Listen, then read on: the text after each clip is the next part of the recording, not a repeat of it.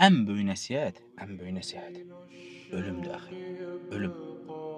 Ölüm elə bir gerçəkdir ki, elə bir həqiqətdir ki, sən ölümü düşünəndə bütün dünya sənin gözündə bitir. Hansı ki, dərdlər çəkmirsən, hamımızın düşündüyü məsələlər var, hamımızın ağlında bir proje var, bunu eləyəcəm, kimisidir ev alacam, kimisidir maşın alacam, kimisidir səyahətim var, kimisidir işim var, iş quracam, biridir evlənəcəm, ailə həyat quracam, kimisi övlad gözləyir, o aşamadadır. Hər kəsin bir dərdi, hər kəsin bir düşüncəsi, hər kəsin etməyə çalışdığı bir əməl var, dünyalıq bir əməl və insan başa düşməlidir ki, ölüm elə bir gerçəkdir ki, bütün səndə olan o dünya ləzzətləri ki var, hamısını insanın qursağında saxlayır. Vallahi yaxı elədir.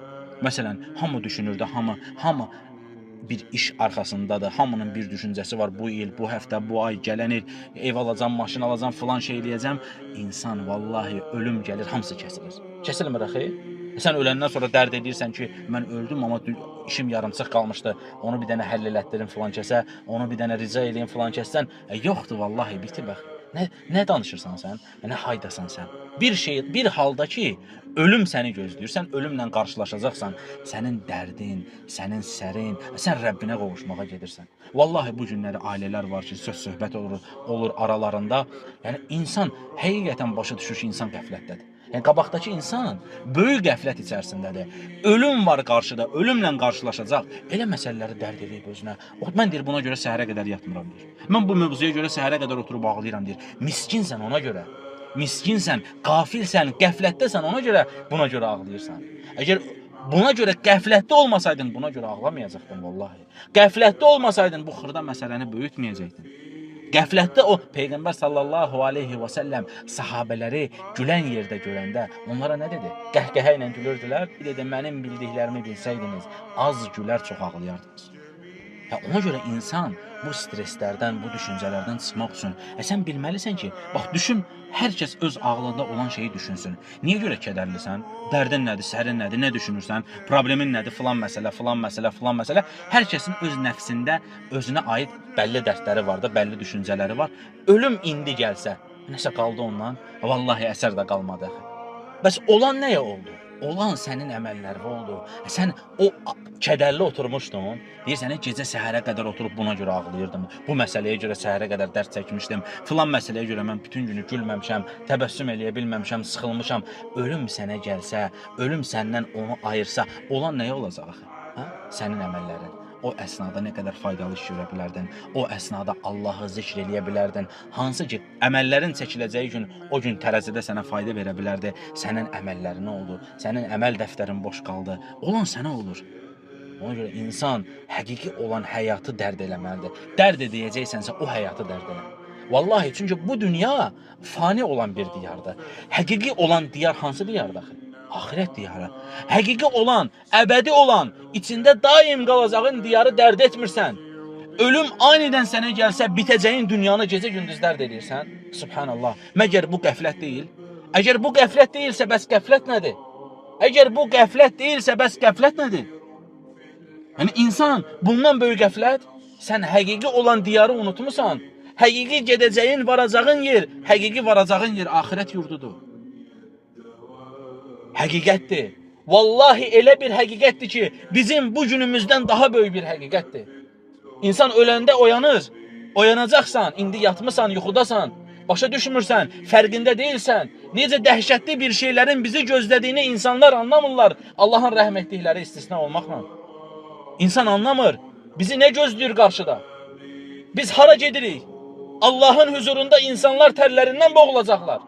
Allahın huzurunda insanlar saf-saf düzüləcəklər.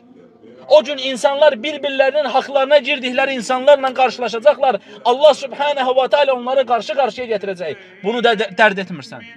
Oturmuşsan, dünyalıq şeyləri dərd edirsən. Üzülür, adam ağlayır. Nəyə görə ağlayırsan? Filan məsələyə görə. Niyə görə kədərlisən? Filan məsələyə görə. Nəyə görə düşüncəlisən? Filan məsələyə görə. Yəni, dünya sənlə Rəbbinin arasına girir. Sən ibadət eləyə bilərsən, sən Allaha yönələ bilərsən, sən dilin Allaha zikr ola bilər. Ha belə dünya ağla gəlir və sən o dünya ilə məşğul olursan, Allaha zikirdən qafil qalırsan. Ailə ilə, zövcə ilə problem olub, qadın da əri ilə problemi var. Ha belə bunu düşünür, ha belə bunu düşünür. Bir ay, bir il, 2 il, ha belə bu şeyləri düşünür. Sonuc bir də baxır ki, ani ölüm gəlib. Ani ölüm. Kim bilir ki öləcəyi gün nə vaxtı? Hamıya ölüm anidən gələcək də yox. Gözləmədiyin yerdə gələcək. Yatacaqsan, durmayacaqsan, hə? Bundan böyük anilik, yatacaqsan, durmayacaqsan. Getdiyin yerdə maşın vuracaq. Getdiyin yerdə qəzaya düşəcəksən. Xəstələnəcəksən, ummadığın halda qızdırman qalxacaq. Həkimə gedəcəksən, həkim deyəcək bitdi. Ona görə sələflər bu dünyadan ehtiyat edirdilər. Hətta sələflərdən biri nə dua edir? Deyir ki, Allahım deyir, mənə bu dünyadan heç bir şey vermə ki. Hansı ki deyir, o verdiyin şeylərlə məşğul olacam və səninlə mənim aram kəsiləcək deyir. Ya Rabbi, heç bir şey vermə mənə deyir. Allahu Akbar. Bizdə necədir? Bir dənə evin var, 2 dənə evin var, 10 dənə ev istəyirsən. Hə? Bir dənə maşının var, 2 dənə maşını var, 10 dənə maşın istəyirsən. Bunların hamısı məşğuliyyətdir yoxsa yox?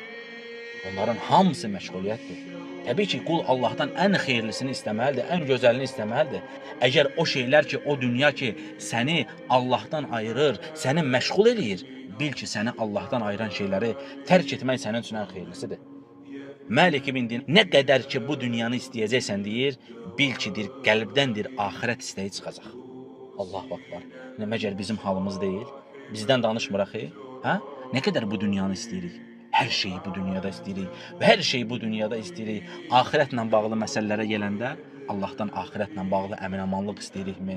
Allahdan axirət günü salamat qalmağımızı istəyirikmi? Allahdan axirət günü tərəzimizin ağır gəlməsini, sağ əməl dəftərimizi, kitabımızın sağ əlimizə verilməsini istəyirikmi? Allah Subhanahu wa Taala buyurur ki: "Və huve fi 'işatin radiye." O xoşbəxt bir həyat sürəcəkdir. Fi cennetin 'aliye. Uca bir cənnətdə. Kimdir onlar axı? Hə? Kitabı sağ əlinə verilənlər. Onlar cənnətdə xoşbəxt həyat sürəcəklər. Hansıların ki, kitabı sağ əlinə verilib. Allahu Akbar. Hə? Bəs sol əlinə verilən, kitabı sol əlinə verilənlərin aqibəti nədir? Onları nə gözləyir? Onları qızmar bir od gözləyir.